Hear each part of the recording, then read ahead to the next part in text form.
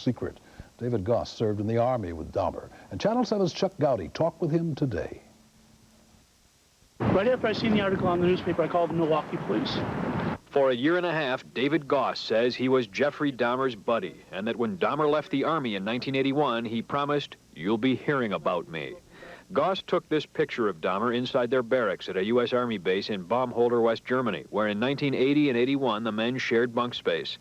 Goss was also Dahmer's hospital training supervisor. Police investigators suspect Dahmer learned how to drug his murder victims during Army training. Now, Goss works as a surgical technician here at the Holland, Michigan Community Hospital. He recalls Dahmer as a loner. He never emerged, never became one of the guys, as we referred to it over there. The term we used to utilize is barracks rat. He'd get up in the morning, he'd go to work, when work was over with, he'd come back down to the barracks and he'd stay right there in the barracks. He'd talk about his problems he had at home, about how he didn't get along with his mother, how he didn't get along with his father. But yet there was one part of it that he never get into. He just referred to it as the problem he couldn't discuss. We now know that a year and a half earlier, here at Dahmer's family home in Ohio, he committed his first murder, a 19-year-old hitchhiker, dismembering the body.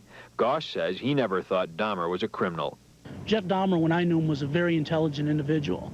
You could name just about any subject in the world at all, and he could carry on a lengthy and very intelligent conversation on it. And, you know, people are saying he's insane, he's crazy, yeah. If he is, my guess is that it happened after he got out of the military.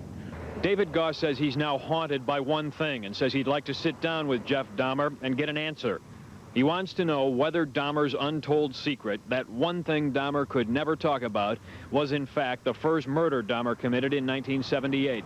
But if it was, Goss would then face an even more critical question. Could he have done anything about it?